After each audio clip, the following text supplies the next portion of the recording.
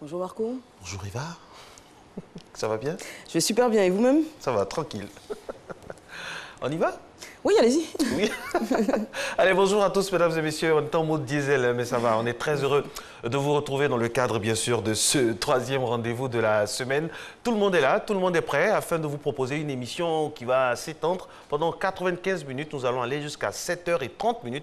Rassurez-vous, tous les ingrédients sont réunis. Bonjour Eva. Bonjour, bonjour chez vous également. Et oui, la sauce sera cuite à partir de 7h30. Pour le moment, vous aurez droit à plusieurs ingrédients qui en feront donc une sauce magnifique. Alors, on démarrera avec, bien sûr, le Sahara. Il sera question du Sahara. Vous le savez, depuis vendredi dernier, la Côte d'Ivoire accueille donc le salon de l'agriculture et des ressources animales. Et puis, il sera question également de français. Avec Madame Inao Oulaï Rachel, on fera la différence entre emprunter et vendre, se souvenir et se rappeler. Et puis, en fin d'émission, la thématique famille aura le grand plaisir de retrouver le docteur Bernadette Assonguessan pour le thème relation père-fille et mère-fils. Pourquoi ce lien si fort? Et puis, bien sûr, vous aurez l'info qui tient une place importante dans votre matinale. On démarre d'ailleurs avec Fatim Djedje pour la titrologie. Bonjour Fatim. Bonjour Eva, bonjour Marcelin, bonjour à tous. Alors, quel sujet aborde la presse nationale et internationale en ce mercredi 22, autant pour moi, novembre 2017, eh bien, je vous propose de le découvrir tout de suite en images. Et c'est Fraternité Matin qui ouvre le bal des unes et s'intéresse donc aux investissements dans le cadre du Sahara. Vous en parliez à l'instant. 15 contrats donc, pour l'innovation agricole ont été signés. Le quotidien pose la question qui est actuellement sur toutes les lèvres au sujet du Zimbabwe. Quel visage après la page Mugabe? À la une de l'intelligent d'Abidjan, la colère de la ministre Mariatou Kone, que je cite, « Est-ce normal qu'on m'appelle à 3 h du matin pour m'insulter ?» Et le journal propose aussi la réaction de l'ambassadeur de Libye en Côte d'Ivoire au sujet des migrants, bien sûr. L'Inter titre « Soro dans un gros dilemme » suite à la publication de la liste de la nouvelle direction du RDR. On apprend aussi que Frasi Yao lance un appel à la démocratisation de l'Afrique depuis Cotonou.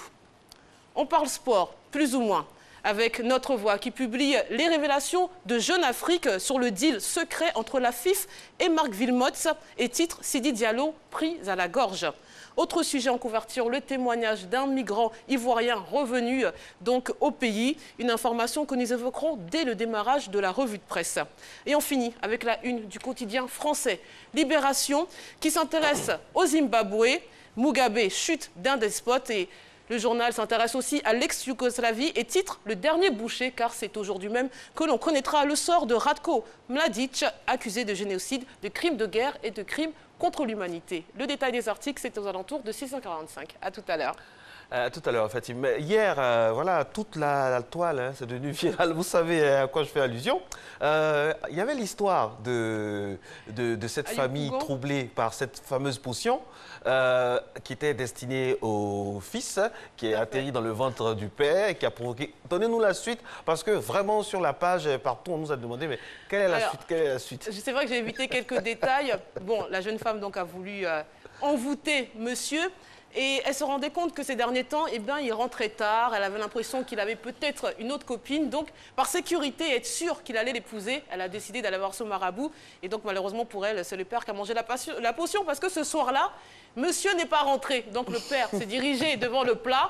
Ayant faim, naturellement, il a mangé et est tombé fou amoureux de cette jeune fille. Ah oui, ça c'est magnifique. Ça. Franchement, ça servira de leçon à tout le monde. Il faut rester dans le naturel, c'est mieux. Merci à vous, Fatim. On vous retrouvera tout à l'heure dans le volet revue de presse. Il est 6 h pile partout en Côte d'Ivoire. Merci d'être avec nous en direct et en intégralité sur RTI 1. Aujourd'hui, c'est la Sainte-Cécile et on souhaite une très très bonne fête nationale à toutes les personnes venant du Liban. Oui, c'est la fête d'indépendance libanaise aujourd'hui. 6 h, c'est la gym. On y va au pas de course.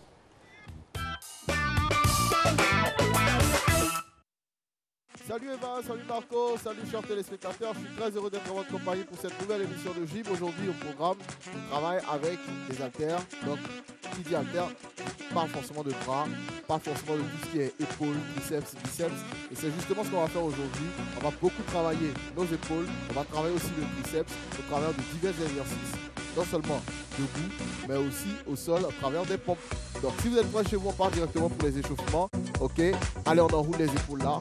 1, 2, 3, 4 dans l'autre sens. 1, 2, 3, 4. On attrape l'omoplate pour bien étirer le triceps. Là, allez, on tire. 1, 2, 3, 4. Allez, l'autre bras. 1, 2, 3, 4. Allez, on tend le bras devant et on exerce une pression au niveau des doigts là, vers le sol. 1, 2, 3, 4. Allez, l'autre bras. 1, 2, 3 et 4. Alors, premier exercice. On prend d'abord nos haltères. On lève les bras. On forme deux angles droits là et on referme. On fait tout pour que les coudes puissent se toucher. On fait 10 deux fois. Allez, 3, 2, 1. Top, c'est parti. 1, 2, ouvrez bien grand la poitrine. 3, 4, 5. Lorsque vous écartez les bras, veillez à ce que les omoplates se serrent dans le dos. Allez, 7, 8, 9 et 10. Super. Allez, on souffle un peu. 5 à 10 secondes. Et puis on reprend cet exercice. Je disais tantôt que lorsque vous faites cet exercice, là, vous serrez bien. Et lorsque vous ouvrez, veillez à ce que les omoplates dans le dos se serrent très bien. Allez, on repart. 3, 2, 1. Top, c'est parti. 1, 2, 3, 4, 5, 6, 7, 8, 9 et 10. Super. Allez, là on descend encore. On souffle environ 10, 15 secondes. Et puis on part pour le prochain exercice. Alors, vos pompes vous regardent, comme ça. Vous ouvrez la main là et vous poussez. 1. On revient là et on redescend. Allez, 3, 2, 1. Top, on part à 10. Allez. 1. À chaque fois, il faut faire la transition. 2. 3. Super. 4. 5. Allez, on continue. 6. Il faudrait que là, ton coude se referme à ce niveau-là. Voilà, allons-y. 7. 8. 9. Super. Et 10. Alors, lorsque vous redescendez, il ne faudrait pas balancer les bras. Il faudrait maîtriser le mouvement. C'est-à-dire, on est là, on plie les bras qui viennent là. On n'ouvre pas les coudes comme ça. Mais les coudes restent le plus rapprochés du corps. Et on pousse. 1. On redescend dans la même position. Et puis on descend là. Ok? Allez, on repart encore 10. 3, 2, 1. Comme c'est parti. 1. Super. 2. 3. 4. C'est bien. 5. Les coudes. 6. Toujours bien rapprochés du corps. 7. 8. Courage. Allez. 9. Et 10. Super. Alors, le dernier exercice que je vous propose aujourd'hui, vous mettez vos haltères de part et d'autre de votre corps, là, et on descend, on va faire des pompes. Ok.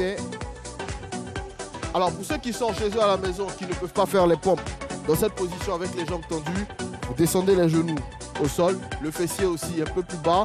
On lève les jambes derrière, on fait une pompe, on prend l'haltère, on tire là. 1. Alors, si vous ne pouvez pas faire de pompe, vous restez dans cette position-là simplement et vous prenez vos bouteilles d'eau, vos haltères, vous tirez. 1, posez, on change. 2, tout simplement. Ok? Mais lorsque vous tirez, il faudrait que le coude pointe bien vers l'arrière pour sentir au niveau du dos. Allez, on y va. 3, 2, 1, on va en faire que 10. Top, c'est parti. Allez. 1, 2, 3, 4, 5, 6, 7, 8, 9 et 10. Super. Alors, lorsque vous finissez cet exercice, si vous avez encore un peu de temps chez vous à la maison, veillez à reprendre cet exercice, étirez-vous à la fin de cette séance, comme on a fait au départ, étirez le triceps, le biceps. Moi, je vous donne rendez-vous demain pour une autre session de gym. Allez, à vous sur le plateau. Yes. Merci coach Fabrice, merci également à vous très chers téléspectateurs pour votre fidélité à votre matinale sur RTI 1. Et je sais que vous le savez, après la gym en général, c'est le petit-déj qui s'annonce sur Matin Bonheur. On ne va pas déroger à cette règle aujourd'hui. Et nous allons du côté de Biétry. C'est un endroit que j'aime bien. Biétry, c'est dans la commune de Marcory, c'est ça? Oui, Marcory, zone 4. Oula. C'est magnifique. Et là, nous avons vraiment, c'est Akpessi, c'est ça? Banane bouillie, piment, pâte d'aubergine. Mais là, par contre, ça, c'est pas le plat de Biétry, c'est le plat de Bassam. Ça nous vient, la photo a été postée par Anna Koné. Bisous, bisous, Anna Koné. J'ai jamais mangé, mais... Jamais? Non, la poésie, je connais pas. Je connais le bio-cossu, par contre, que je connais très bien même d'ailleurs. Avec tout votre palmarès, ouais. tout votre palmarès culinaire, vous n'avez jamais mangé ça? Comme quoi, ça donne des idées. Hein, Ouais, donc, je vais tenter ça incessamment sous peu. Alors, où est-ce qu'on va? À la Riviera ou à Biétry cette fois? Eh bien là, on est vraiment à Biétry avec Bintou Diallo qui nous partage donc les biscottes, de la confiture, du thé, du beurre, etc. Relax, quoi, franchement. Voilà. Petit-déj très sain, très simple également, et puis bon pour la santé finalement. Ah oui, sain, on espère que le beurre respecte un peu le cœur hein, par rapport au cholestérol, tout ça, parce qu'il faut faire attention aussi. Voilà, c'est bien d'envoyer les photos, mais aussi il faut faire attention à sa santé. Mais bon, là, parlons de santé... Alors, la tiéké poisson. Chaque matin, on a un plat de poisson différent. Oui, hein. oui. Des poissons de qualité, de... Ça c'est quel genre de poisson? Ça, c'est du soso, non? Ça m'a l'air d'être du soso. Soso et de la tiéké reconnu par la communauté tchama. Avec un soda, bon, c'est un peu moins conseillé, surtout le matin. Oui. Et surtout du piment. Le piment, là, on le voit carrément en vert, là, le piment pilé. On a pratiquement le drapeau des pays. Il n'est pas cuit, le piment, il est juste pilé avec un peu d'huile, un peu de sel. C'est un délice pour ceux qui ne connaissent pas. C'est l'animatrice qui parle, mais c'est la personne qui a faim. C'est la personne qui a faim. Du coup, j'ai super faim ce matin. Merci à vous. Là, c'était donc Marie-Ange, Riviera et Jardin, dans la commune de Cocody, bien sûr. Merci à vous d'être notre compagnie, mesdames et messieurs. Je rappelle aujourd'hui que c'est la fête nationale du Liban. On souhaite très, très bonne fête à toutes les personnes d'origine libanaise dans notre beau pays. Merci et en tout cas pour votre côté industrieux et pour votre sympathie aussi en général. Oui, sympathie en Côte d'Ivoire. Hein. Cela dit, on va vous exhorter à être un peu plus, j'allais dire humain, mais ce n'est pas vraiment le mot, un peu plus, comment dire ça, envers les personnes de couleur noire qui sont dans vos pays. Parce que c'est vrai qu'aujourd'hui, on parle beaucoup de la Libye, mais ce n'est pas le seul pays à être négrophobe. Il y a beaucoup de pays du Maghreb comme ça qui se permettent de maltraiter les ressortissants subsahariens ou ayant la peau noire, alors qu'ils sont très très bien accueillis dans nos pays en général. Et je pense que ça ne va pas durer longtemps. D'ailleurs, vendredi, on aura donc un thème assez évocateur de ce qui va révéler maintenant avec notre sociologue. Ce sera un moment de partage. L'essentiel, c'est que la personne humaine soit respectée. Qu'on soit à Beyrouth, dans un quartier de Beyrouth, à Saïda ou à Zoukoube ou bien à Daloa. Merci d'être avec nous. Matin Bonheur, le rendez-vous de la réalité, de la vérité. Pas de langue de bois. On vous dit ce qu'il faut pour que vous puissiez vous réveiller du bon pied. Christelle Akoussa, je rappelle, réalise cette émission. Tout de suite, elle va nous entraîner dans les méandres, dans les travers du Sahara et nous parler bien sûr de l'anacarde qui se dévoile. Sahara 2017, jour 4. En sillonnant les allées des pavillons, voici l'une des choses qui a attiré l'attention de notre équipe. Ces pâtisseries, confectionnées à base de la noix de cajou. Comme ces gourmandises, ce sont une dizaine de produits dérivés de l'anacarde qu'on retrouve à ce stand. Des brochettes, des boulettes, de la bouillie, du lait et même de la liqueur d'anacarde, pour ne citer que ceux-là. Des produits qui suscitent la curiosité et qui en mettent plein la bouche des visiteurs. C'est très bon, le goût est très, très excellent et je pense que c'est un produit qu'on doit promouvoir. Tous les produits dérivés de l'anacarde, c'est tout un engouement. J'avoue qu'il y a pas mal de personnes qui aiment et qui sont surpris que naturellement, on peut produire tout ce dont le ménage a besoin à partir de l'anacarde. L'engouement autour de l'anacarde, on a pu le constater par nous-mêmes. 4 stands qui ne désemplissent presque pas. Qui pour se renseigner, qui pour une dégustation. Pour les acteurs, cette 4e édition du Salon international de l'agriculture et des ressources animales est une belle opportunité. On a remarqué que beaucoup de gens ne connaissent pas ce qu'on fait. Aussi, on est venu pour faire apprendre à la communauté ivoirienne qu'il y a beaucoup de produits qui sont faits ici. Nous félicitons déjà même ceux qui ont une idée pour le Sahara. Nous avons eu sur nos stands beaucoup d'intervenants.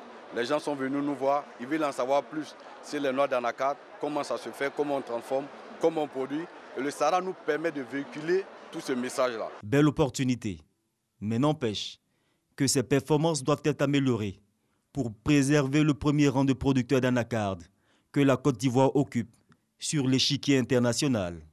Aujourd'hui, nous avons relevé le défi de la production, comme je vous l'ai dit. Mais aujourd'hui, on a besoin de transformer, surtout pour ne pas avoir une surproduction. Nous avons l'anacarde dans 19 zones. Et bientôt, nous serons confrontés au problème de la surproduction. Donc, le marché sera très difficile. Et on risque même d'avoir des chutes de prix. Et pour éviter cela, il faut déjà que nous pensions à transformer déjà une partie de notre production. À ce Sahara, l'anacarde est bien représentée. Et en attendant qu'il soit mieux représenté, les visiteurs, eux, ne boudent pas leur plaisir. Voilà. Donne envie. Les Ivoiriens ne boudent pas leur plaisir et nous non plus. Et on reçoit ce matin M. Berthé Onania. Tout à fait. J'ai bien prononcé cette fois. Ouais. Directeur général de l'Institut national de formation professionnelle agricole et membre du comité scientifique du Sahara. Avec vous, on va parler donc du bilan de ce salon à mi-parcours parce qu'on a encore 4-5 jours. 4-5 jours à parcourir. Tout à fait. Et je pense que c'est l'occasion, effectivement, à quelques jours, à quelques 5 jours du démarrage du Sahara, de pouvoir faire un premier bilan, pour faire un peu le point et voir un peu ce qu'on peut corriger et également améliorer certains aspects qui nous paraissent assez intéressants. Alors, on a eu l'euphorie, hein, ça a bien commencé, tout ça. Après 2015, il y avait beaucoup d'attentes, notamment au niveau organisationnel pur et puis au niveau de tout ce qui est périphérique. Est-ce que le taux de fréquentation vous satisfait à ce moment-ci de l'organisation? La grande satisfaction, c'est la mobilisation de tous les Ivoiriens, de tout le monde agricole, mais également de tous ceux qui s'intéressent au secteur agricole. Les consommateurs, naturellement, ça veut dire toute la population. Et depuis le premier jour, depuis le lancement, et cela a été fort remarqué par le chef de l'État, qui, compte tenu de la forte mobilisation, a dû accuser quelques retards à la cérémonie d'ouverture. Et il a reconnu véritablement que la mobilisation était au rendez-vous. Et il y a eu des innovations cette année, beaucoup de choses, notamment le Sahara Village, notamment du Sahara by Night. Alors, à côté du salon, purement, un Sahara Market, etc. Toutes ces innovations-là, ces pôles d'attraction qui ont été installés cette année, comment ils se comportent? Après les 2 premières éditions, avec la rupture que nous avons connue, on pourrait dire véritablement que la reprise du Sahara, ça a été en 2015. Et avec de nouveaux acteurs. Et 2017, c'est véritablement la marque des acteurs en faisant en sorte que le Sahara soit davantage mieux organisé. En 2015, j'avoue vraiment que les acteurs étaient tous nouveaux. Et que la rupture, c'était depuis 1999 qu'il n'y avait pas eu de Sahara. Et donc, la reprise n'a pas été facile. Nous avions un challenge, c'était effectivement de réussir d'abord l'organisation. Et après l'édition de 2015, naturellement, de nouveaux défis se sont présentés. Il fallait diversifier véritablement toutes les activités du Sahara. Et c'est dans ce sens qu'il y a eu beaucoup d'innovations cette année. C'est toujours un essai, mais je pense qu'on tirera les leçons pour pouvoir véritablement améliorer avec le Sara Village, avec le Sara Market, Sara by Night. Ça fait beaucoup d'activités, justement pour maintenir les gens en éveil, pour maintenir la mobilisation sur le site du Sara. Et toutes ces activités, naturellement, nécessitent une véritable attention de la part des organisateurs que nous sommes, afin que véritablement tous les aspects soient maîtrisés. Nous avons des plaintes récurrentes émanant de personnes de la restauration qui estiment qu'elles sont un peu lésées parce que en 2015, c'était des chapiteaux. Cette année, c'est des bâches. Il y a la chaleur, coupure intempestive de courant, tout ça. Et puis aussi la sécurité avec parfois des enfants qui... On ne sait pas comment ça se passe, s'ils ont eu des tickets, mais qui viennent et il y a des soucis avec des personnes qui sont en train de se restaurer. Comment vous essayez de pallier à ça par rapport à la sécurité? Alors, de deux choses l'une. En 2015, il avait été question effectivement de proposer un marché ivoirien de produits donc, locaux, en l'occurrence déplacer les mouvements, du moins les structures qui mobilisent en matière de restauration, les maquis, genre maquis ivoiriens. Et naturellement, le cadre aujourd'hui paraît un peu plus, je ne dirais pas sophistiqué, mais paraît beaucoup plus important pour transférer carrément l'esprit des maquis au niveau du Sara. Parce que si vous en tenez au fait que ce sont les mêmes restaurateurs, ceux qui détiennent les maquis, qui animent la restauration à Abidjan, qui se déportent sur le Sara pour faire des affaires, naturellement, l'esprit également risque de se déplacer. Et je pense que des conditions doivent être prises véritablement pour que le public soit maîtrisé. C'est vrai que lorsque on veut également relever le niveau des prestations, ça donne souvent un arrière-goût. Mais j'avoue que pour les jeunes gens qui arrivent au Sara, naturellement, l'entrée est payante. Pas pour les enfants, mais pour les jeunes, naturellement, qui sont en mesure de pouvoir poser ce genre d'actes. L'entrée est payante, mais les jeunes sont capables de tout aujourd'hui, payer 1000 francs pour aller soutirer un portable. On rappelle que c'est 1000 francs pour les adultes, on dirait, et les jeunes, et 500 francs pour les enfants à partir de 7 ans. Tout à fait. En deçà de 7 ans, c'est gratuit. Tout à fait. Pour les enfants accompagnés, il faut que les enfants soient accompagnés parce qu'il y a une question de sécurité sur laquelle il faut veiller. Alors, je pense que c'est une nouvelle approche que nous avons adoptée cette année et qui, naturellement, avec tout ce que nous constatons aujourd'hui, mérite d'être vu. Et le comité scientifique, avec le commissariat général, a pour mission de pouvoir faire en sorte que nous puissions, à partir donc, des écarts comportementaux, que nous puissions proposer aux prochaines éditions des sections beaucoup plus intéressantes. Alors, Monsieur Onania, aujourd'hui, on a dit il reste 4 voire 5 jours. Pour ceux qui y sont déjà allés, qui ont vu ce qu'il y avait à voir, est-ce qu'il y aura des nouveautés? Est-ce qu'il y aura encore des choses pour les attirer? Et puis pour ceux qui n'ont pas encore fait le déplacement, qu'est-ce qu'on pourrait voir? Le Sara, je dirais, c'est tous les jours un nouveau programme. Parce que depuis la cérémonie d'ouverture, en passant par le détail, le développement du thème du Sara, avec le président du groupe Labat. Et le samedi, c'était la journée africaine donc de la sécurité alimentaire et de la nutrition. Le dimanche, c'était l'Afrique du Sud, le pays à l'honneur. Le lundi, c'était les assises du Peña. Et hier, c'était une tribune sur l'opportunité pour attirer davantage de jeunes dans le secteur agricole, parce qu'il faut reconnaître que nous avons un gros défi, c'est la relève de la population agricole ivoirienne. Et donc, hier, c'était vraiment une journée très chargée. Aujourd'hui, c'est la journée de l'environnement, avec donc, tout ce que cela comporte, comme la COP 21, la COP 23, etc. Et demain, ça sera encore la journée donc, des ressources animales, donc avec beaucoup de choses à découvrir, beaucoup de choses à voir. Et le vendredi, ça sera la journée Donc, des concours, parce que chaque année, le SARA, on organise des concours pour récompenser tous les meilleurs exposants avec les meilleurs produits, etc. etc. Donc, chaque jour, c'est un nouveau programme. Il y a toujours des choses à découvrir. Et le SARA, vraiment, c'est la grande tribune de toute la population ivoirienne. Merci beaucoup à vous, Monsieur Berthéo Onagna. Je rappelle que vous êtes directeur de l'INFPA, c'est l'Institut national de formation professionnelle agricole, par ailleurs membre du comité scientifique du SARA. C'est à ce titre d'ailleurs que vous intervenez sur ce plateau pour nous donner un peu les pulsions, la température de cet important rendez-vous agricole de l'Afrique et notre pays particulièrement. Eva, ça vous dit de mettre en marche la Matino mobile parce que maintenant, c'est le point route.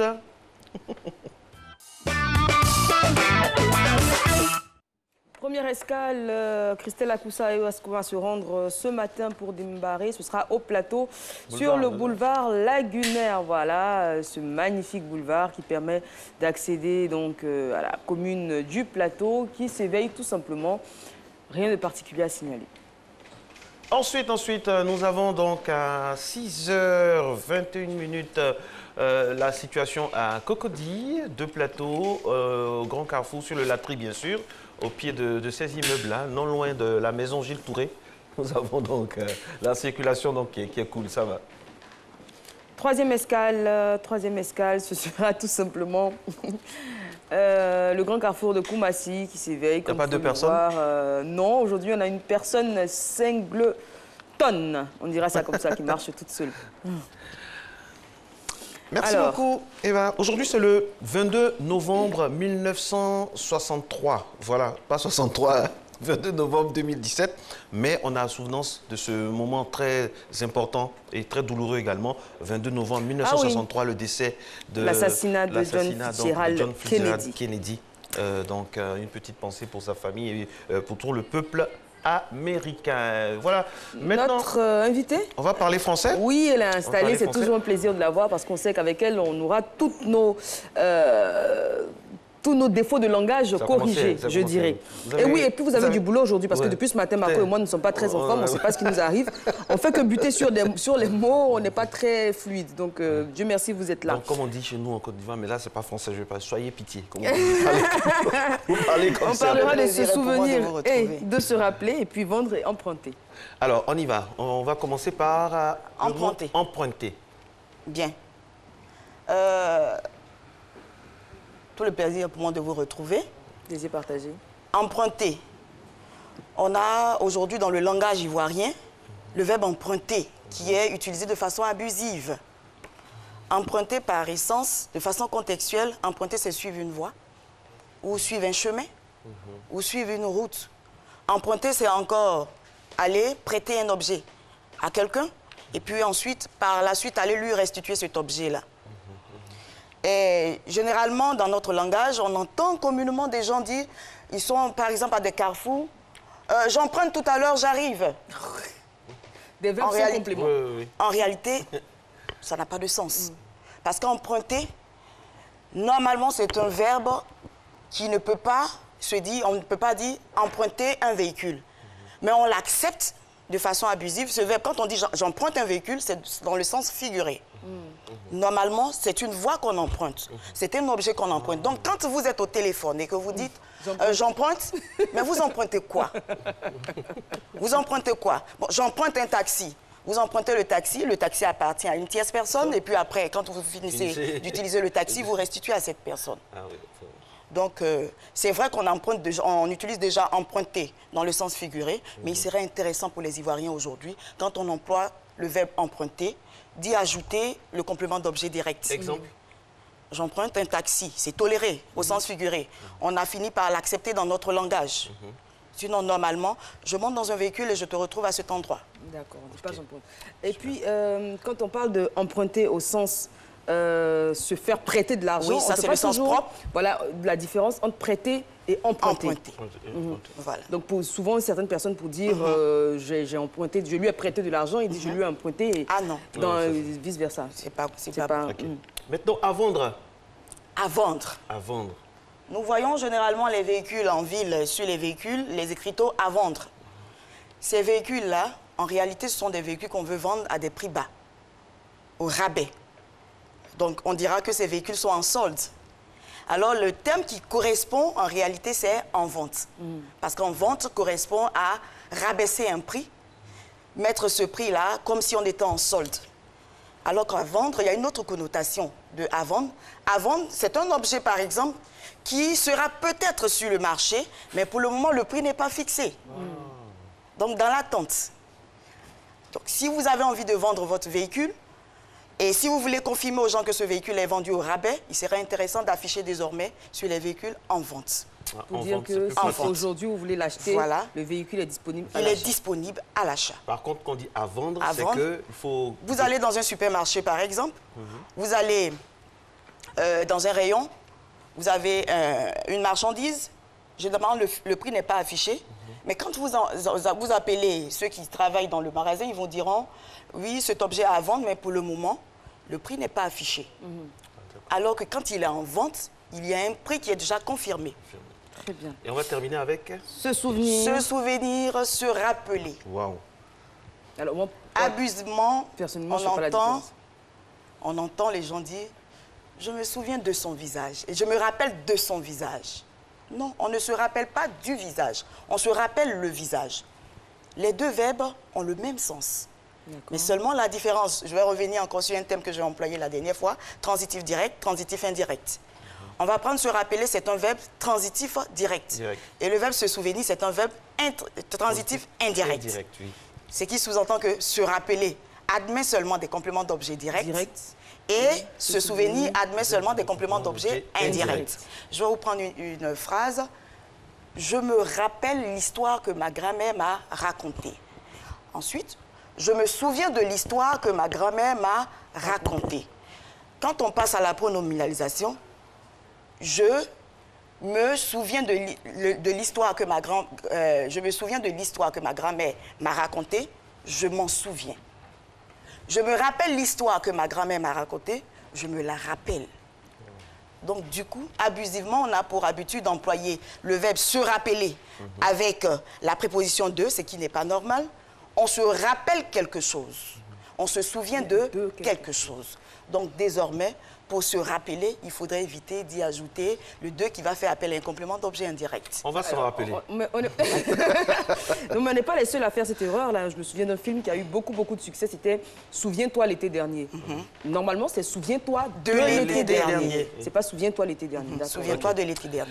Dommage, on aurait voulu continuer, mais il est l'heure du JT. Eva, on va faire en sorte de ne pas faire de faute jusqu'à la fin de cette émission. Exactement. D'ailleurs, Hamza Diaby est en train d'emprunter là. Oui, Hamza Diaby, c'est à vous le tour dans quelques instants. Merci d'être à Matin Bonheur avec Eva Amani et Marcelin Gouvoy. Merci, madame. Merci, madame. On s'en souviendra.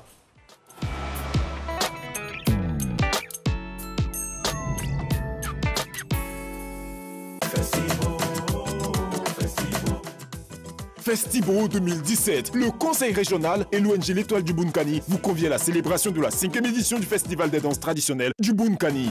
Festibo 5, du 30 novembre au 2 décembre 2017 à Bouna. Infoline 71 14 29 92 22 42 95 51.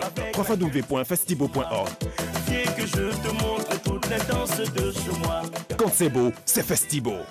Les danses traditionnelles.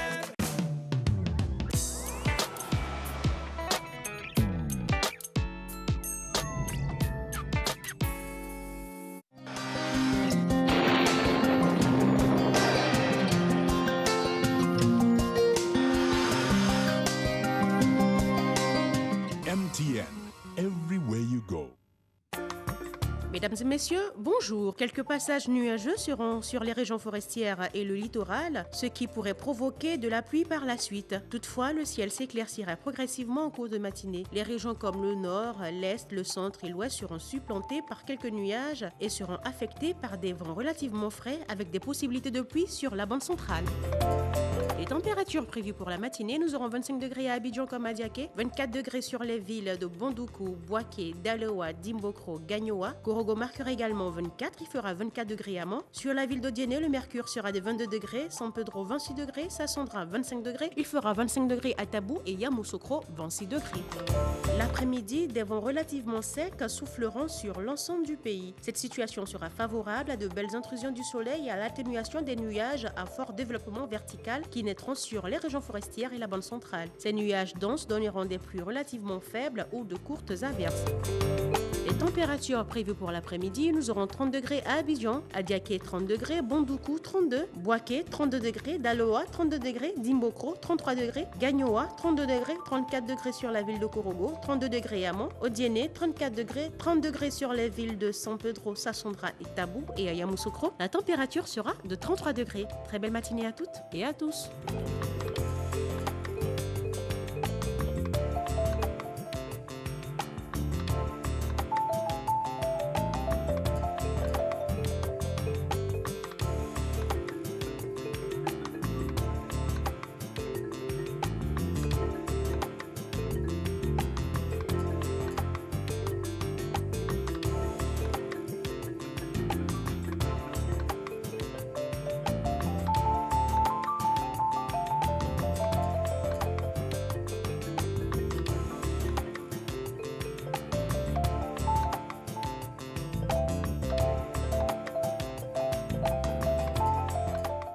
MTN, everywhere you go.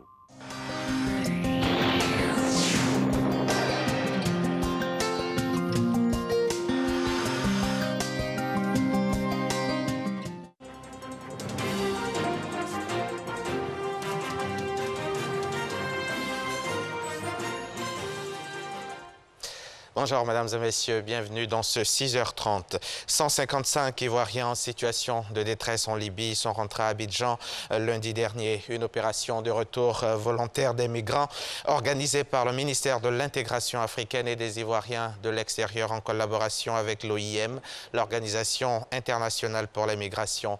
À ce jour donc, ce sont environ 1300 migrants ivoiriens en situation de vulnérabilité en Libye qui ont regagné la Côte d'Ivoire. Hier soir, le DG des Ivoiriens de l'extérieur était sur le plateau du 20h. Je vous propose un extrait de son intervention.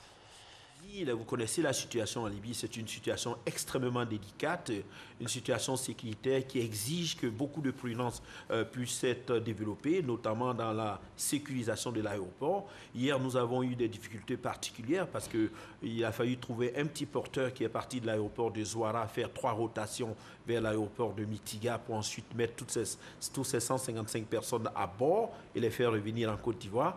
Généralement, lorsque nous sommes saisis, il faut repartir l'ambassade de Côte d'Ivoire, bien que délocalisée en Tunisie, à des petites équipes sur le terrain avec l'Organisation internationale pour les migrations. Ils font le tour des différentes prisons et souvent même des prisons privées. Et ils essaient d'identifier ces personnes qui ont perdu tout document d'identité. Ils prennent des photos, ils prennent les dates de naissance, ils renvoient des données au ministère de l'Intérieur qui procède à des vérifications, vous savez, dans un contexte sécuritaire tendu et qui envoie ensuite ces différentes informations. Et c'est ensuite que les laissez-passer sont émis et après les laissez-passer, le gouvernement introduit une communication, le ministre Ali Koulibaly introduit une communication en Conseil des ministres qui validée. Ensuite, l'opération de rapatriement peut suivre son cours. Alors, c'est sûr que la question de la migration de la migration irrégulière entraîne forcément des abus.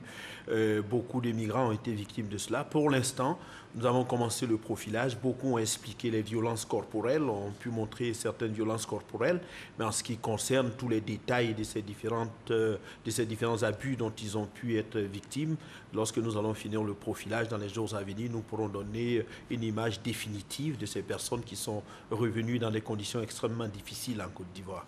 C'était donc Isiaka Konaté, directeur général des Ivoiriens de l'extérieur. Il était hier soir sur le plateau du 20h. Suite aux diffusions de rapports médiatiques faisant état donc de pratiques inhumaines perpétrées à l'encontre des immigrants clandestins en Libye, Le ministère des Affaires étrangères de l'État libyen a réagi, condamnant avec la dernière énergie ces actes. Le ministère donc des Affaires étrangères de l'État libyen informe que des enquêtes sont ouvertes pour établir la vérité et prendre des sanctions contre les auteurs de ces faits. Nous reviendrons sur ce communiqué dans nos prochains journaux.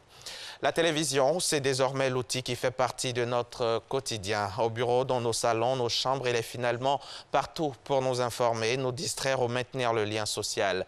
Au fil des années, le boîtier a laissé place à un outil plus moderne et des contenus plus améliorés. À cet effet, on parle de la migration vers la TNT, la télévision numérique et terrestre, un projet porté par le ministère de la Communication, de l'Économie numérique et de la Poste. Il devrait être bientôt rentré dans sa phase de déploiement pour le bonheur donc des téléspectateurs. Lansina Ouattara et Herman Guivet. Derrière les murs de cette bâtisse, à Abidjan, les choses bougent pour un accès à une technologie au niveau de la télévision.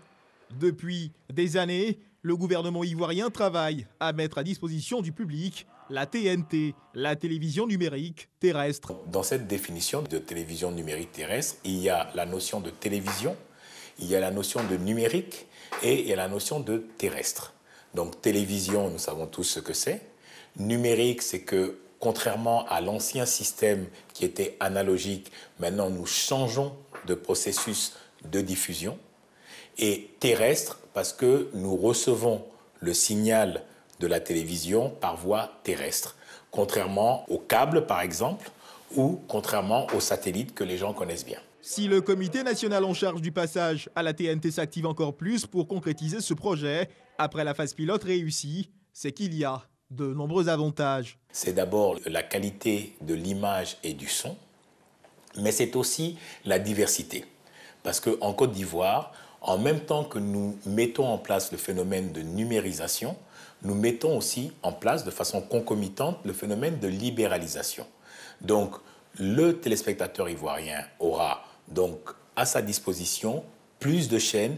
Déjà, avec ces nouvelles chaînes, c'est, on va dire, presque mécaniquement, c'est plus de programmes qui seront commandés au paysage audiovisuel en entier. Donc, les réalisateurs vont avoir plus de travail, les éclairagistes vont avoir plus de travail, les preneurs de son, les scénaristes et tous les métiers qui tournent autour de ce paysage audiovisuel. Mais pour profiter à fond de cette technologie, il faudra des équipements aux normes retenues par les instances internationales.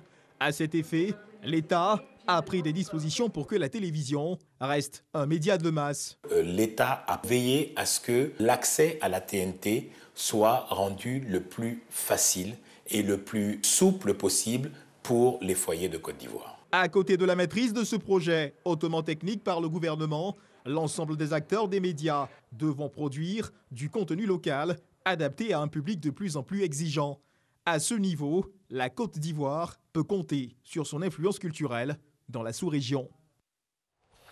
La Convention de la société civile ivoirienne vient d'initier le projet de suivi indépendant et participatif des projets issus du contrat de désendettement et de développement, le C2D. Ce suivi indépendant et participatif est un mécanisme de contrôle ivoirien des projets financés par le contrat C2D par la société civile. Ce projet a été officialisé ce mardi donc à Abidjan. Son objectif, c'est de s'assurer de la réalisation des projets d'évaluation et d'évaluer surtout leur impact sur les populations bénéficiaires. Lansine Bakayoko pour les précisions. Tous les projets financés dans le cadre du contrat de désendettement et de développement sont orientés vers les secteurs prioritaires en lien avec le bien-être des populations cibles. Les fruits ne tiennent pas toujours la promesse des fleurs. Je prends l'exemple du CAFOP de Mans qui doit être réhabilité, n'a pas encore connu un début de réalisation. L'hôpital qui doit être réhabilité n'a pas encore connu un début de réhabilitation. Voilà qui justifie en partie le suivi indépendant et participatif des projets issus du contrat de désendettement et de développement. Ce suivi indépendant vise en effet à vérifier l'effectivité des différents projets financés par ce dispositif bilatéral ivoiro-français. Un projet initié par la Convention de la société civile ivoirienne. Nous avons mis en œuvre le projet pour accompagner le gouvernement dans la mise en œuvre des projets du CDD pour voir ce qui se passe, sensibiliser la population sur ce qui est fait pour elle. Par cette action, la société civile est bien dans sa mission, d'autant qu'elle a pris part à la signature du 2e CDD entre Abidjan et Paris. Les sociétés civiles françaises et ivoiriennes font partie du comité d'orientation stratégique du C2D. Donc, par ce biais-là, nous voulons que la population, les bénéficiaires finaux, aient une voix et puissent être acteurs majeurs dans la mise en œuvre du C2D. Les domaines choisis par le CDD sont entre autres l'éducation, la santé, l'agriculture, l'eau, l'assainissement et les infrastructures routières. Antonio Correia de Campos, président du comité économique et social portugais, est en Côte d'Ivoire pour une visite de travail et d'amitié de 3 jours. Cette visite est à l'initiative du président du Conseil économique et social, environnemental et culturel, Charles Kofi Dibi, et vise le renforcement de la coopération entre les 2 institutions. Sidonie Davila.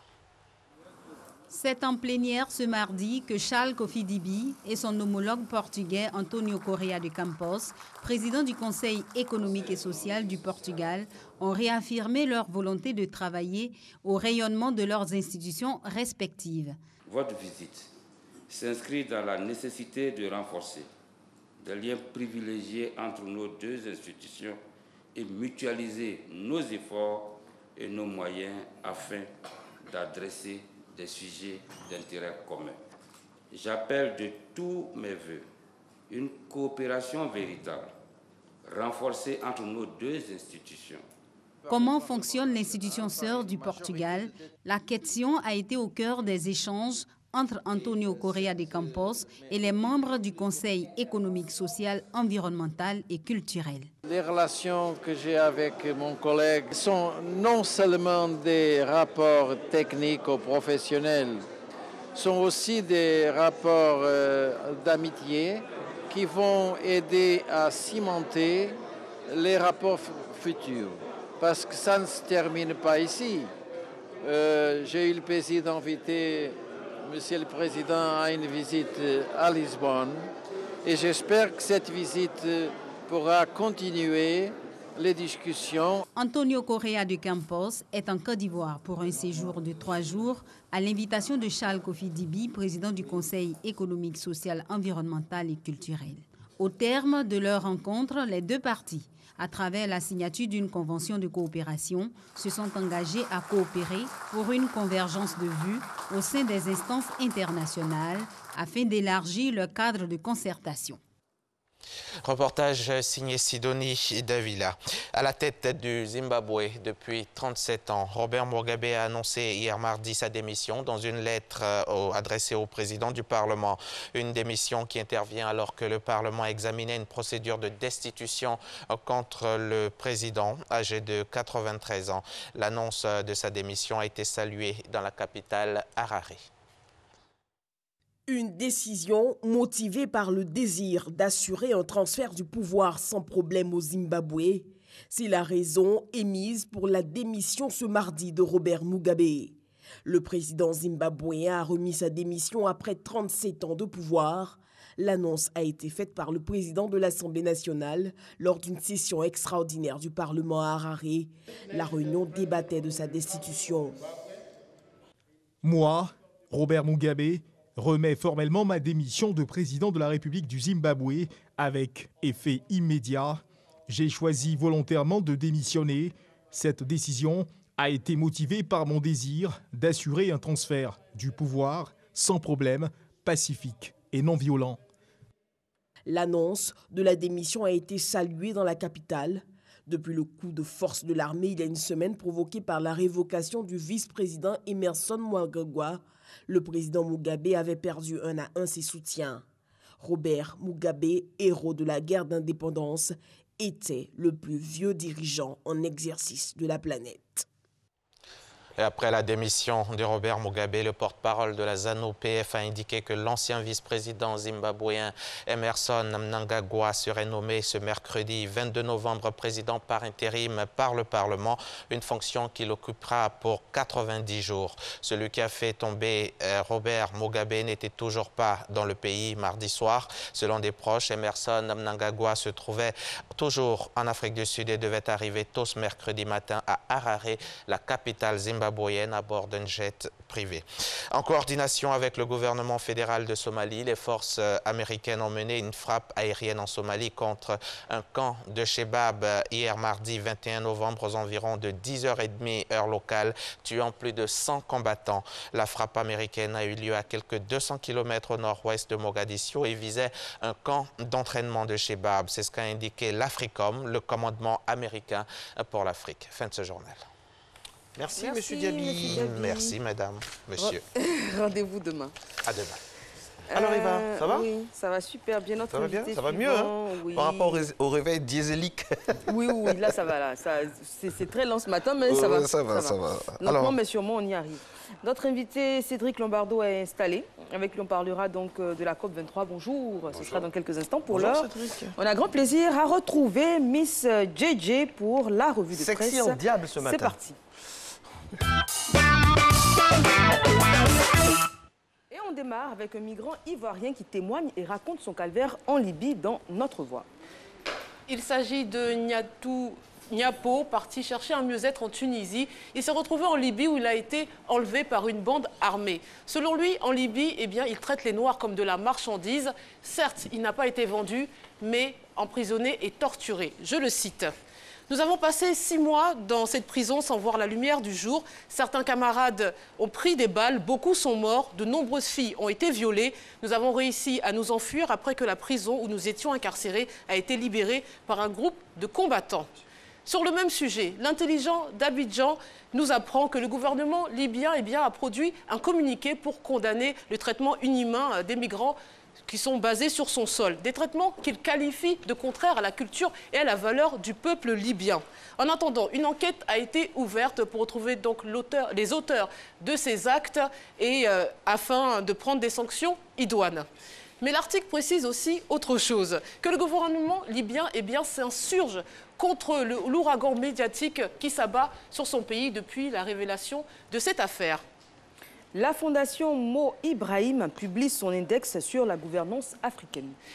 Et c'est l'un des baromètres sur le continent africain les plus scrutés. L'indice général Mo Ibrahim sur l'état de la gouvernance 2017 a donc été publié et Jeune Afrique vous fait le point. Premier enseignement, l'Afrique avance doucement mais sûrement. Vous allez voir apparaître à l'écran donc ce classement. On apprend que 40 pays se sont améliorés par rapport au classement précédent, parmi lesquels la Côte d'Ivoire, la Namibie, le Maroc, le Kenya et l'Égypte, qui présentent des trajectoires particulièrement positives. Cependant, les progrès, vous allez voir dans un autre tableau, se ralentissent au niveau de la sécurité et de l'état de droit. Ça concerne la Libye, sans surprise, mais aussi Madagascar, la Mauritanie ou encore le Mali. Et le Cameroun connaît également une baisse notable, notamment en matière de sécurité et de droits des citoyens. Direction l'Allemagne pour évoquer la sortie de crise politique. Et oui, l'échec des négociations pour former une coalition gouvernementale le 19 novembre dernier donne un rôle clé au président de la République, Frank-Walter Steinmeier. Alors ce dernier a appelé pourtant les négociateurs à faire preuve de responsabilité et à éviter le recours à de nouvelles élections. Eh bien, il semble qu'il n'a pas été entendu, si l'on en croit la Frankfurter Allgemeine Zeitung, vous l'avez compris, je ne parle pas allemand, qui propose 3 scénarios pour sortir de cette crise politique. Alors, scénario numéro 1, le SPD quitte donc les bancs de l'opposition et renégocie une grande coalition dirigée par Angela Merkel, un scénario peu probable. Numéro 2, Angela Merkel s'engage vers un gouvernement minoritaire en alliance avec uniquement les Verts ou uniquement le FDP, le parti libéral. Là aussi, c'est pas très vraisemblable. Et numéro 3, de nouvelles élections sont organisées. Un scénario compliqué, mais actuellement le plus probable. Et on finit avec l'insolite du jour. Il s'agit d'un vol particulier. Tout à fait, Eva. Et le week-end dernier, un couple a donc été arrêté à Venise alors qu'il faisait une balade sur les canaux, sur une gondole volée. Et oui, c'est possible. La balade a failli virer à la catastrophe. L'embarcation a essuyé la pluie, le vent et les forts courants. Mais la police locale a donc finalement repêché les 2 Français et les a mis en examen pour vol aggravé. En voilà 2 qui n'ont pas écouté Sheila et Ringo. Laisse les gondoles à Venise. Marcelin, la suite? C'est ça. Vous êtes ce matin sexy. En grande forme. Oui, en grande forme, hein, très très sexy. À demain. Vous avez la chance que ça vous a ménagé, sinon on allait tout montrer, on allait voir ici. En tout cas, merci à vous. On se retrouve demain? À demain, avec toujours grand plaisir. Avec le même... Avec un pantalon cette fois-ci. La même joie de vivre surtout. Merci d'être avec nous, mesdames et messieurs, c'est Matin Bonheur, toujours à la remorque de l'actualité, de tout ce qui fait bouger, fait avancer le monde, ou parfois ce qui peut l'arrêter également. L'environnement en fait partie. Nous allons discuter dans quelques instants seulement avec une personne vraiment ressource dans le domaine en Côte d'Ivoire et en Afrique, M. Cédric Lombardo du Réseau pour l'économie verte et l'environnement. Ça s'appelle Le Rêve. Ce sera juste après ceci. Bonjour Monsieur Lombardo. Bonjour. Merci d'être avec nous. Avec vous, on parlera donc de la COP23 qui vient à peine de s'achever. Les résolutions qui y ont été prises, leur application et surtout ce que ça va nous apporter à nous autres, nos pays et notre qualité de vie. En fait, les résolutions de la COP23, déjà, je pense qu'il faut recaler un petit peu notre problématique de changement climatique, les fondamentaux. On sait qu'on a une température qui monte, même si on a des objectifs qui sont de stabiliser la température moyenne mondiale à 2 degrés Celsius. Quand on arrive sur le continent africain, forcément, c'est beaucoup plus élevé. On part vers 3 degrés, 4 degrés sur le continent africain. Et ça, n'importe quel planteur vous dira la difficulté qu'il y a à travailler dans des conditions pareilles. La deuxième problématique que l'on a, c'est un renforcement, une accélération des tempêtes. Si on part, par exemple, du côté de Le Grand Laou, on va se rendre compte qu'on a une migration de l'embouchure qui est rendue de plus en plus accélérée. Et ça, c'est directement lié à la pluviométrie, à la puissance du fleuve Bordama lorsqu'il se jette au niveau de Grand Laou. Donc ça, c'est les réalités quotidiennes auxquelles on fait face. On sait aussi que le problème qu'on a, c'est essentiellement nos activités économiques qui sont polluantes, qui mettent des gaz à effet de serre. Et ces gaz à effet de serre sont à l'origine de ces problèmes de température, etc. Bien. Donc, on avait en 2015 l'accord de Paris, la fameuse COP21, et qui nous disait, promis, juré, on va stabiliser les températures moyennes, on va mettre des fonds importants à la disposition des populations, particulièrement dans les pays en voie de développement. Bien. Donc la COP23, Bonn, qui vient juste de s'achever, avait pour objectif de travailler sur les modalités de mise en œuvre de cet accord. Et malheureusement, les ambitions ne sont pas au rendez-vous de l'urgence. Si on essaie de faire le bilan rapidement, ils se sont mis d'accord pour continuer à discuter. Ça veut dire qu'il va y avoir 1 an de discussions qui seront intensives, car l'accord de Paris, c'est en 2020 qu'on doit savoir exactement comment l'appliquer. Donc d'ici à 2020, on n'a plus beaucoup de temps à perdre aujourd'hui. Donc 1 an de dialogue intensif pour arriver à se mettre d'accord sur ça. Deuxième point qui sera important aussi, c'est la question des financements disponibles. Car malheureusement, une fois de plus, j'ai envie de dire, les promesses de financement qui ont été faites ne sont pas au rendez-vous. Donc, en 2018, on espère avoir maintenant une véritable visibilité sur les fameux 100 milliards de dollars pour l'aide au développement vert du continent africain. Surtout, on ne peut pas occulter le coup de massue avec le retrait donc, des États-Unis, orchestré par le président Donald Trump, qui sème un tant soit peu la zizanie au sein de toute la grande famille de l'environnement. En fait, tout le problème de Bonn, c'était ça. C'est que la force d'une chaîne, même si les maillons sont forts, même si la chaîne est solide, ça reste la force du maillon le plus faible. Et si vous avez dans cette chaîne un maillon qui casse, ce que viennent de faire un petit peu les États-Unis, eh bien toute la chaîne va devoir céder à un moment ou à l'autre. Et le grand problème de Bonn, c'est que puisque vous n'avez pas de leadership américain, contrairement un petit peu à la démarche qu'on avait sur Obama, tous les autres pays n'ont plus vraiment envie de s'engager dans les démarches. Et donc aujourd'hui, on est à la recherche d'un leader. Est-ce que ça sera la Chine? Est-ce que ce sera l'Union européenne? Mais on n'a pas ce leadership pour le moment qui va nous permettre d'accélérer les décisions concrètes sur le terrain. Vous l'avez dit, la COP23, c'était histoire de prolonger les discussions de la COP21. Entre les deux, il y a eu la COP22. Absolument. Au Maroc, je crois. Oui. À quoi elle a servi cette COP22? Bien, la COP22 nous a surtout permis donc, de consolider, de cristalliser un petit peu les engagements de Paris, avec la volonté d'affirmer la stabilisation des températures, la volonté d'affirmer une mise à disposition de financement, mais elle n'a pas, elle non plus, fourni d'outils qui soient importants. Maintenant, ce qu'il faut regarder, c'est que dans une COP, vous n'avez pas que les décisions qui sont prises par les États. Si on fait le bilan des décisions étatiques de la COP23, on peut être un peu chagrin de la situation. Maintenant, ce qu'il faut regarder, c'est aussi ce que font les ONG ou alors ce que font certains États en dehors de la COP. Par exemple, vous avez une plateforme qui a été mise en place à la COP23, donc à Bonn, sur la valorisation des pratiques ancestrales, des savoirs des populations autochtones pour justement lutter contre le changement climatique. Des populations qui vivent dans des zones comme le Sahel, elles ont l'habitude de travailler dans des conditions qui sont difficiles. Leur savoir-faire, il est intéressant de travailler dessus et donc de le diffuser. Première nouvelle intéressante. Il y a aussi un deuxième événement, c'est que, par exemple, les États-Unis, eux, avaient dit on retournera dans le charbon. Ils appellent ça le charbon propre pour faire de l'électricité. Ça n'existe pas, le charbon propre. À la COP23, vous avez des pays emportés par le Royaume-Uni, les Pays-Bas, la France, l'Italie, qui ont dit, nous, on a pris l'engagement de sortir complètement du charbon. Donc ça aussi, c'est une bonne nouvelle qui n'est pas dans les mécanismes de la COP, mais qui se trouve dans la volonté des États. Et puis, il y a aussi une troisième nouvelle très intéressante, car l'argent, c'est le nerf de la guerre, c'est que vous avez un État comme la Norvège, dont les sources de financement, c'est le gaz et le pétrole, et la Banque centrale de Norvège a dit au fonds souverain norvégien, celui qui fait les investissements, nous vous encourageons à sortir de tout investissement dans les énergies fossiles.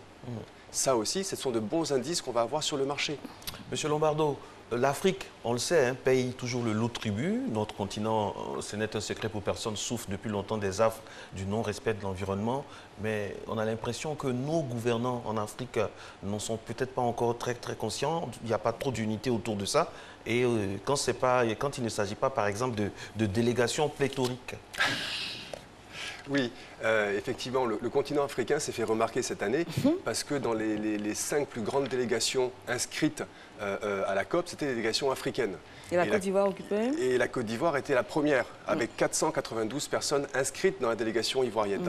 Alors, bien sûr, on a eu beaucoup d'articles de presse. 492 personnes 500 personnes inscrites. Alors, ça, c'est l'effet choc. Maintenant, ce qu'il faut savoir, c'est que toutes ces personnes-là ne sont pas parties sur le terrain. Ils ont eu honte? Alors, on a eu à peu près 183 participants qui ont effectivement pris l'avion. De façon active? De façon active, qui ont pris l'avion et qui sont partis sur le terrain. Maintenant, ce qu'il faut regarder, c'est quels étaient les acteurs vraiment présents sur le terrain dans la COP et quels sont ceux malheureusement qui étaient absents. Et donc c'est vrai qu'il y a eu une polémique au niveau international et aussi au niveau national et donc le gouvernement, si j'ai bien compris les choses, a quand même demandé à certaines personnes qui n'ont pas mis les pieds dans la COP de devoir justifier leur absence sur le terrain. Maintenant, avoir beaucoup de participants à une COP, ce n'est pas forcément embêtant parce que ça veut dire que les gens sont mobilisés. Mais sont-ils mobilisés pour le travail ou sont-ils mobilisés pour le voyage? Bonne question. Je prends un exemple. À Copenhague, en 2009, on était juste 30 dans la délégation ivoirienne. Donc, ce n'était pas beaucoup. C'était un peu attristant vu les enjeux environnementaux qu'on a sur le pays. Cette fois, on a beaucoup de personnes qui veulent partir. Donc, la seule chose qu'on demande, c'est si vous partez, partez avec un plan d'action.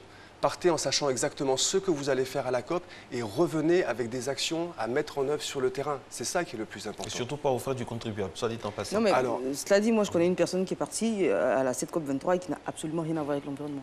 Absolument aucun rapport avec l'environnement. Ben, je pense que maintenant, les pays africains, avec ce qui vient de se passer, seront beaucoup plus attentifs à qui ils envoient. Mais le plus important, c'est la même chose. Une COP, ça se prépare longtemps à l'avance. La COP 21, en 2015, on l'a préparée en Côte d'Ivoire depuis 2013. Et là, on savait pourquoi on y allait, comment est-ce qu'on y allait, et on a fait des choses magnifiques à la COP 21. Qu'est-ce que l'Afrique peut faire? Parce que les États-Unis sortent, la France, Emmanuel Macron est en train de se battre pour que Donald Trump puisse revenir. Qu'est-ce que l'Afrique, est-ce qu'une Afrique unie peut faire infléchir les lignes? Oui. Alors, les mécanismes de négociation à la COP, c'est que vous avez ce qu'on appelle le groupe africain. Donc, tous les pays africains, puisque chaque pays individuellement ne pèse pas grand-chose s'il commence à s'exprimer, se sont tous unis sur une seule et même ligne. Ça, c'est l'unification du continent africain qui nous permet de peser réellement sur les négociations à la COP. Maintenant, j'ai toujours cette phrase. Arrêtons d'attendre ce qui va se passer à la COP. Arrêtons d'attendre un financement qui viendra de l'extérieur, parce que ce financement peut disparaître. Franchement. Exemple, les États-Unis. Maintenant, qu'est-ce qu'on fait de concret chez nous sur le terrain? Et la difficulté que l'on a, c'est que le travail sur le changement climatique ou sur le développement durable, ça a toujours été un travail volontaire. Maintenant, il faut sortir du cadre volontaire et il faut mettre en place un cadre législatif, j'ai presque envie de dire coercitif. Maintenant, quand ces lois existent, on a une loi magnifique en Côte d'Ivoire qui est la loi d'orientation 2014 sur le développement durable. Cette loi a été prise, nous avons besoin de ces décrets d'application.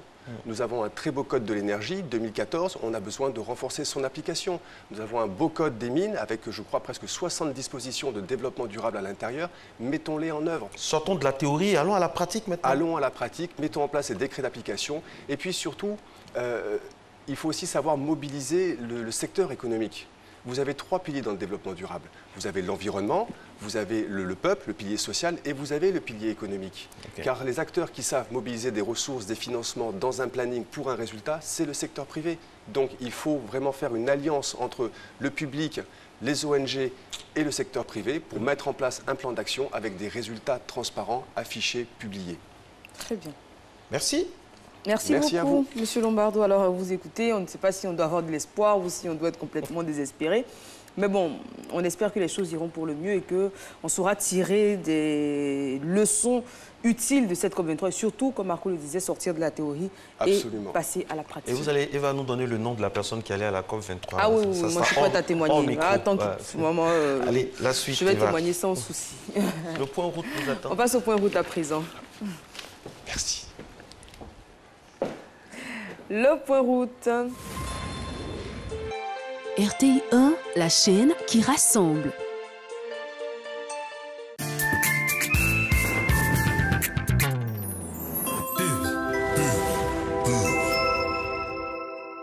Bonjour Michel, qu'est-ce qui ne va pas? C'est juste le cas de ma fille qui me préoccupe en ce moment. Tu sais qu'elle finit avec le bac cette année et j'ai envie qu'elle puisse faire ses études supérieures à l'extérieur. Malheureusement, je ne sais pas comment m'y prendre. Rien que ça? Désormais, à Abidjan, votre agence AESCI vous assiste et vous oriente pour les études de vos enfants à Londres, au Canada, aux États-Unis et en Australie. AES, c'est aussi des formations diplômantes, des perfectionnements en anglais et des séjours linguistiques. Contactez-nous au 59 53 81 39 22 50 40 11. Quand arrive la période des fêtes, l'excitation monte et l'atmosphère est aux retrouvailles. La nouvelle collection Extravagance se montre haute en couleurs et pleine de caractère. Vous n'avez pas peur des motifs visibles, des couleurs remarquables? Alors voici 12 pagnes, faits pour vous démarquer. Nouvelle collection Extravagance d'Uniwax à découvrir dans votre magazine 33, disponible dans le réseau de boutiques habituelles. Uniwax révèle l'élégance africaine. 7h partout en Côte d'Ivoire. Merci d'être avec nous, mesdames et messieurs. C'est un grand plaisir d'aborder la dernière ligne droite. Pas qu'on est content de vous laisser dans 30 minutes, non, parce que la thématique, on sait que vous aimez beaucoup la thématique. Aujourd'hui, nous allons parler bien sûr d'un thème vraiment qui nous concerne tous, surtout à plus d'un titre sur ce plateau. La relation père-fille et mère-fils. Pourquoi ce lien si fort? C'est la thématique à laquelle s'invite bien sûr notre spécialiste famille, notre psychologue, Madame Bernadette Asson-Guessan. Ce sera dans quelques instants. Générique, on y va. Jingle. Voilà, elle fait son entrée. On va aller directement à l'élément explicatif et puis on la retrouve après installée et tout le monde sera content et on en parlera. Bienvenue. Père-fille, une relation particulière qui évolue sans cesse. Jusqu'à l'âge de 3 ans, la petite fille porte une affection sans borne à sa mère, puis elle s'éloigne de son premier amour fusionnel, sa maman, pour se tourner vers son papa, devenu l'objet de toute attirance. Quand je suis née, mon papa était à côté de moi et ma mère, elle ne s'est pas trop occupée de moi. Donc il était gentil, passionné, on jouait, on partait au glacier depuis toute petite. Je lui dis tout, lui aussi me dit tout. Papa, il lave mes habits. Quand je dors, quand j'oublie que je dois partir à l'école, il me réveille. Pourtant, maman, quand je dors, elle aussi, elle dort. Donc, c'est papa qui se réveille pour me réveiller, qui fait que je ne rate pas le coup. Les filles sont beaucoup plus proches de leur papa que de leur maman. J'ai même beaucoup d'amis qui en parlent. Elles sortent beaucoup avec leur papa. Elles aiment plus leur papa, elles aiment se confier à leur papa. Mais moi, par contre, j'ai une bonne relation avec ma maman. Voilà, c'est avec ma maman que je m'entends le plus. Je cause beaucoup avec elle parce que, notre papa, il nous a abandonnés, donc c'est elle, ma meilleure amie. Si le père, il ne m'avait pas abandonné, je l'aurais pris comme un bon ami aussi. On partait souvent dans les restaurants, je lui faisais découvrir, on partait au shawarma, On s'attablait. J'ai des amis qui la voyaient avec moi pensant que c'est ma copine, alors qu'elle dit non, c'est mon papa. Hein. La séparation était un peu dure chez moi.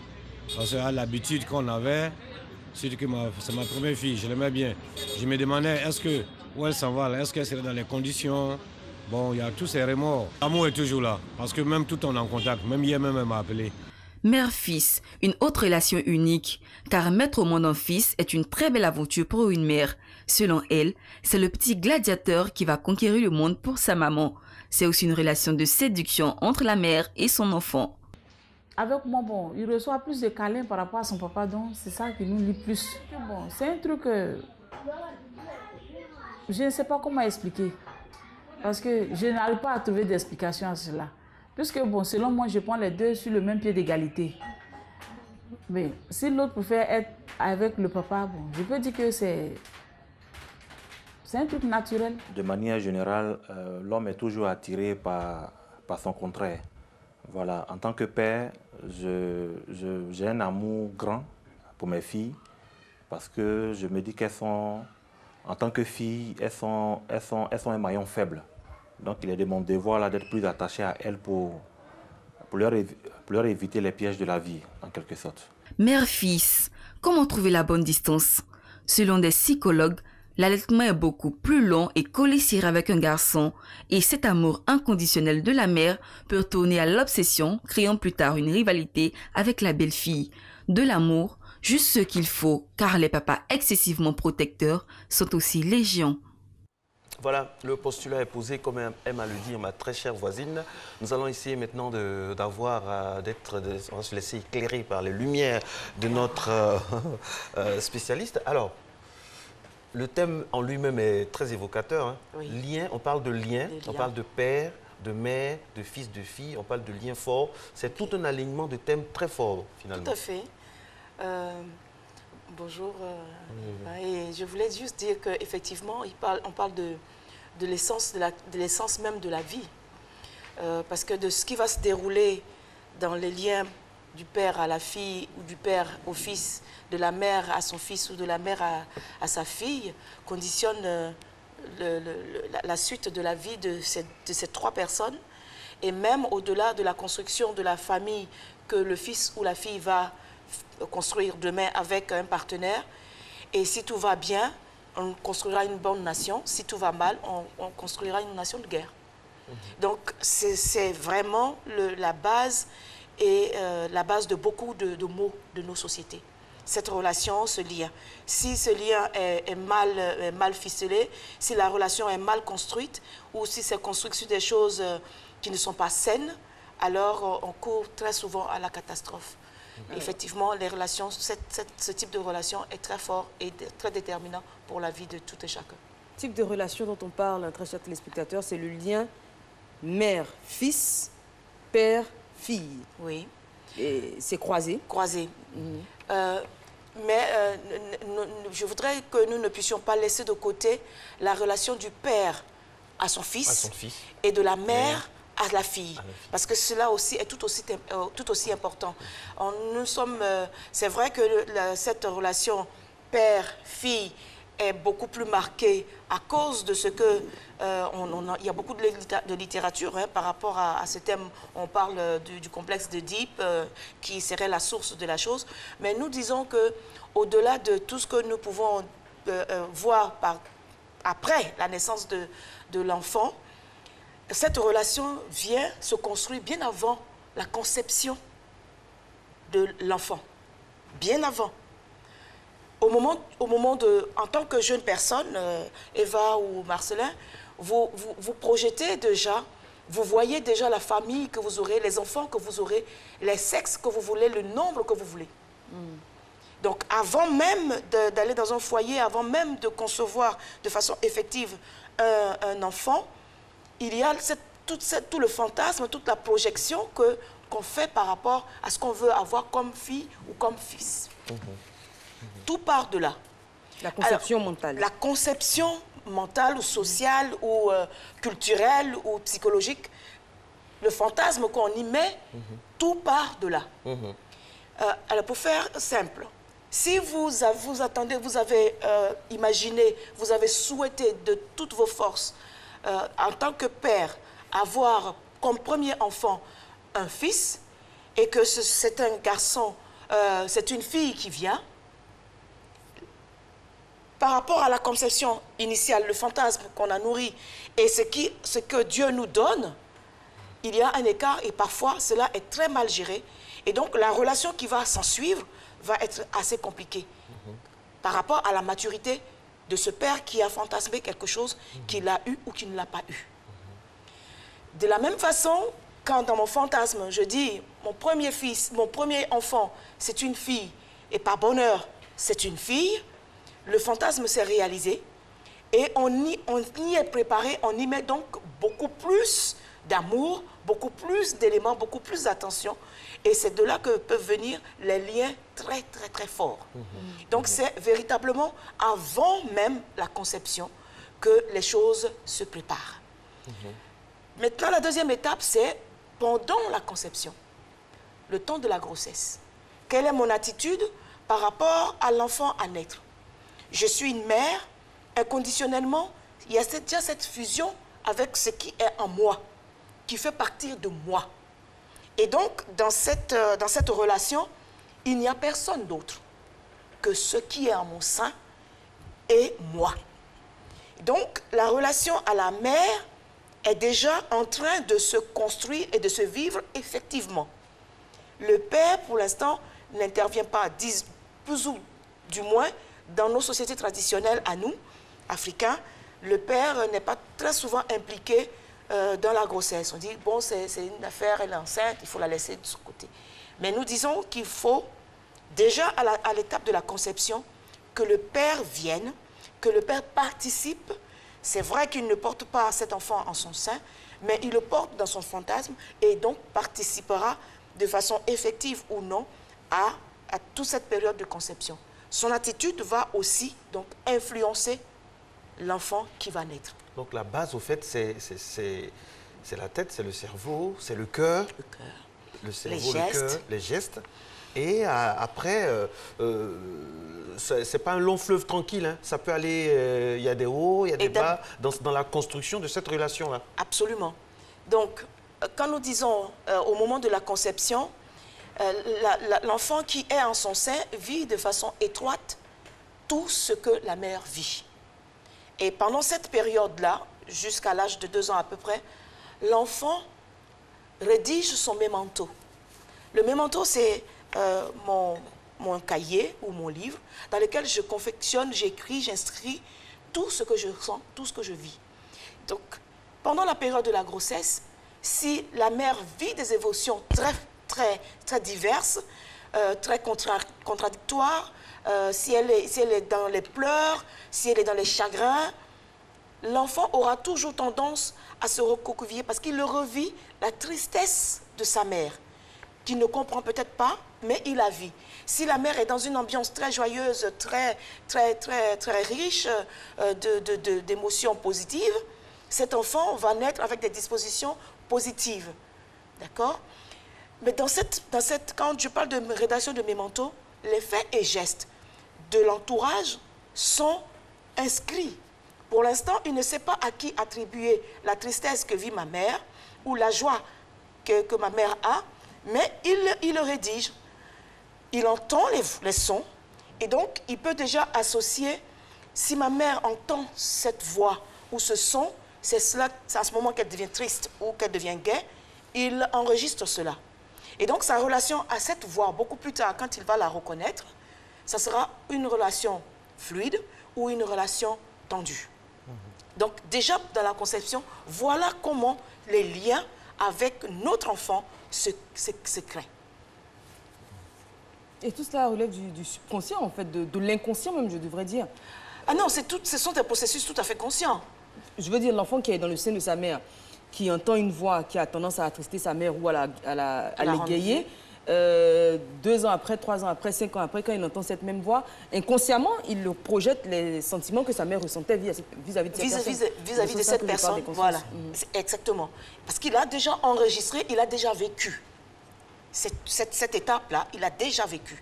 Et donc, l'enfant part avec cette notion que cette personne, cette voix, ce son fait penser à la peur et donc être réticent par rapport à cette personne-là. Alors là, c'est avant l'accouchement. Avant l'accouchement. Maintenant, l'enfant naît, c'est une fille, c'est un homme, c'est un garçon. Comment ça se passe? Est-ce qu'à ce moment-là, on peut rattraper certaines lacunes, certaines carences qu'il y a eu, ou bien c'est inébranlable, ça va venir naturellement? Parce que, madame, entre nous, un homme aura toujours envie d'avoir un garçon. Je ne sais pas, ce sera toujours... C'est culturel. C'est culturel, c'est civilisationnel. Alors, donc, je ne sais pas comment faire pour rattraper ça, parce qu'il y en a même qui ne veulent pas faire l'échographie pour ne pas avoir à être influencé. Tout ça, comment ça se passe tout ça? Alors, après la naissance maintenant? L'enfant naît, nous avons projeté un certain nombre de choses. L'enfant est dans le plan de ce que nous avons projeté ou n'est pas dans le plan de ce que nous avons projeté. Nous allons dans le cas où l'enfant n'est pas dans le plan de ce que nous avons projeté. Si l'enfant n'est pas dans le plan de ce que nous avons projeté, il y a peut-être par rapport à la maturité et la maturation de la personnalité des parents, une attitude soit de rejet, soit de dire, bien, c'est ce que j'ai, je fais avec, et l'amour que j'avais préparé donc pour ce que je voulais, je le reporte sur ce qui m'est donné. Donc, dans ces conditions-là, les choses vont se rétablir. Le père, la mère, je parlerai très peu dans cette période du rôle de la mère parce que nous la connaissons. C'est elle qui nourrit, c'est elle qui a porté. Et donc, personne ne peut encore entrer dans la relation jusqu'à 2 ans, 3 ans. Personne ne peut encore rentrer dans cette relation fusionnelle que la mère a avec son fils. Quel que soit le sexe. Quel que soit le sexe.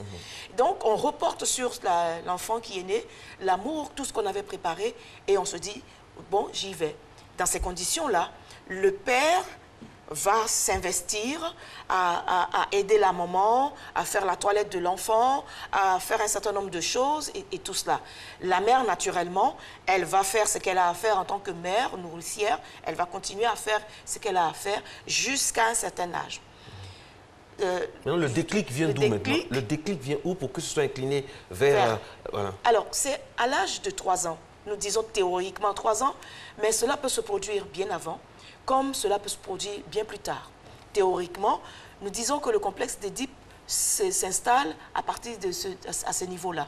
Parce que l'enfant, après 2 ans, 3 ans, commence à se rendre compte que la mère qui pensait être une partie de lui n'est pas véritablement une partie de lui.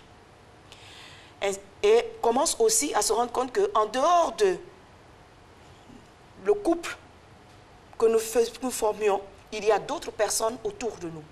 Donc, la séparation et l'identification de l'autre commencent à s'introduire. L'enfant, donc, se rend bien compte que la relation, la personne qui était avec moi tout le temps et que je pensais qu'elle était une partie de moi, la vérité n'est pas une partie de moi. Donc, l'enfant va commencer à regarder de plus près ce qu'est la personne qui était en fusion avec elle, la mère. La séparation commence là. Elle se rend compte qu'il y a une 3e personne qui est toujours là. C'est le père qui est toujours là, qui participe et tout cela.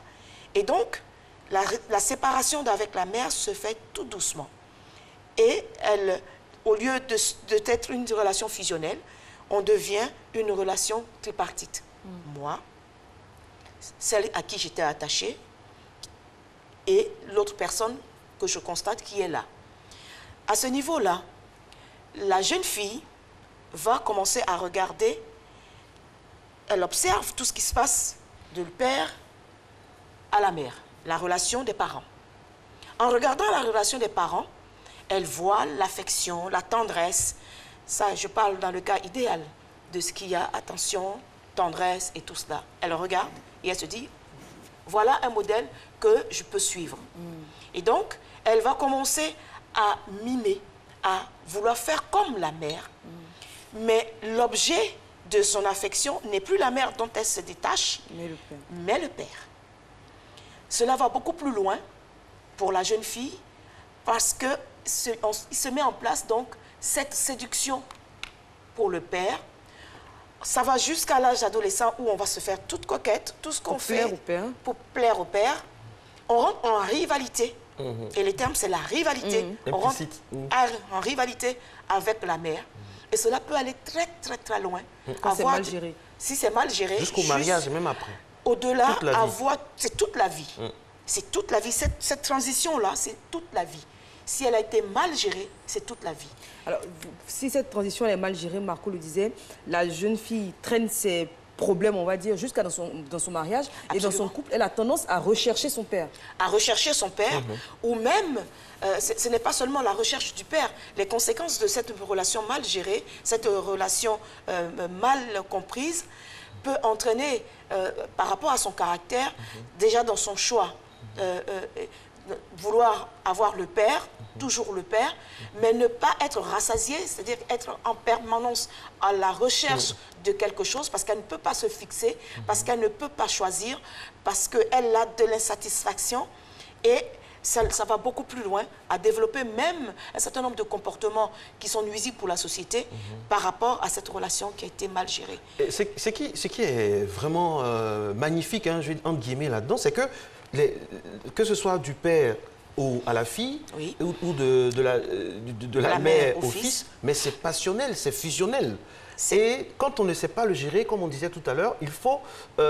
c'est comme un exercice de philosophie toute la vie, quoi. Je veux dire, le garçon dans son mariage, il empathie énormément parce qu'il recherche aussi la mère. Mais est-ce que l'environnement aussi ne joue pas un rôle? Par exemple, quand on a plus de frères, plus de sœurs, ou bien qu'on est enfant unique, est-ce que ça n'a pas quelque chose de précis? Ça ne peut pas infléchir ou bien arranger les choses? Alors, cela influence naturellement la relation de l'enfant et sa vie. Comment est-ce qu'elle va construire sa personnalité? Comment est-ce qu'elle va construire sa vie plus tard? Mais nous disons l'influence, puisqu'il s'agit des parents, des deux parents, l'impact que produit le père ou la mère sur son fils ou sur sa fille dépend du type de père qu'on est ou du type de mère qu'on est. Et si on est un père juste autoritaire, distant et négligent à la limite, et si on y ajoute une pointe de violence, vous aurez un type de relation qui va se développer à sa fille par rapport à ce père autoritaire, violent et distant. Donc même si son amour de petite fille se porte vers son père, elle va regarder, c'est quelqu'un qui est distant, donc elle ne peut pas exprimer son amour. Et le père, naturellement, qui est distant, qui est autoritaire, ne peut pas. Déjà, la relation, le père, c'est difficile pour le père, pour l'homme de façon générale, d'exprimer son sentiment, même par rapport à l'adulte qui est en face. Imaginez par rapport à son enfant. C'est une relation complètement pudique.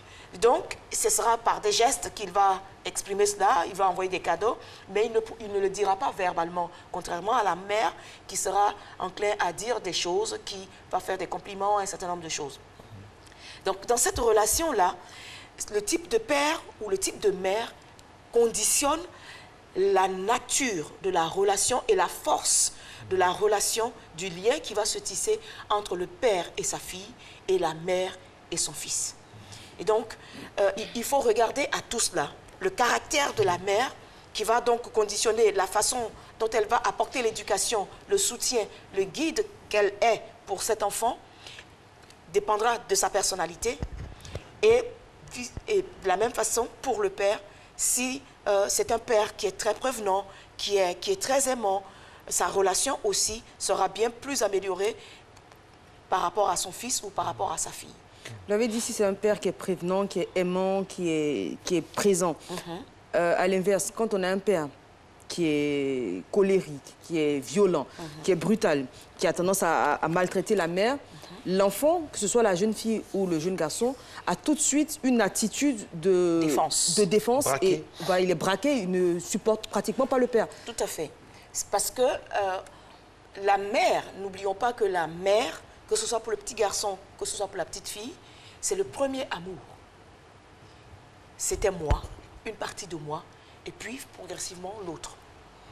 Donc, s'attaquer à quelque chose qui a été moi, une partie de moi, avant d'être l'autre, si vous attaquez à ça, si vous le maltraitez, inévitablement, la tension va s'installer entre vous, parce que l'enfant aura toujours tendance à défendre la personne qu'elle considère maltraitée, mal aimée. Elle va s'identifier à cette personne-là et elle va vouloir défendre. Le contraire peut exister, c'est-à-dire que je vois que mon père est autoritaire, il est ceci. En grandissant, peut-être qu'en tant qu'enfant, je vais le rejeter, mais en grandissant, cela va s'inscrire en moi et reproduire cela. Et cela va plus loin. Vous avez des mères qui peuvent être tout à fait castratrices, qui peuvent être persécutrices, donc mauvaises mères. Ça existe, malheureusement. Mais la relation, de plus en plus malheureusement. Mais l'enfant va rester toujours attaché à cet enfant-là.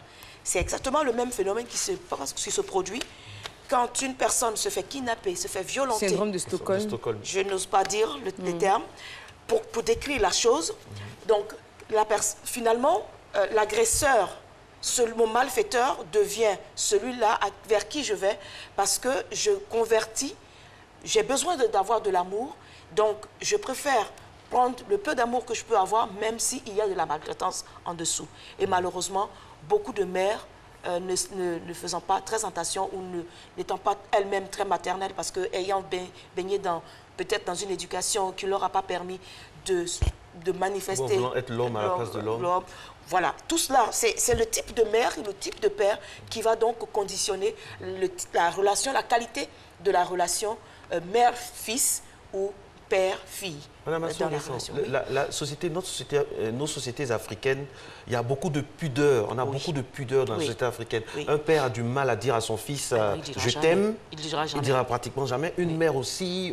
Est-ce que ça aussi, ça ne conditionne pas, ça ne braque pas, ça ne dessine pas une certaine personnalité et qui peut avoir une influence dans la relation mère-fils et père-fille? C'est vrai que culturellement, nous avons de la pudeur dans nos relations avec nos enfants. C'est pareil pour la mère aussi, qui ne peut pas dire à son enfant « comme je t'aime », mais elle pourra montrer plus d'attention, pourra lui dire « ce matin, je te trouve très beau, mon fils », ou « ma fille, je te trouve très belle », ou des choses comme ça.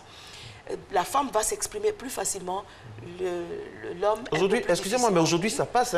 Moi, je suis ami sur Facebook ou bien sur WhatsApp avec ma fille, on parle. Voilà. On parle, c'est une relation vraiment qui... Mais ça, c'est sur Facebook. Ces sentiments-là, ils sont plus faciles à exprimer quand l'enfant est tout petit. On a tendance à plus manifester d'amour, je t'aime, mon bébé, nanana. Une fois que l'enfant commence à être autonome, à grandir, c'est on surveille ce qu'on dit.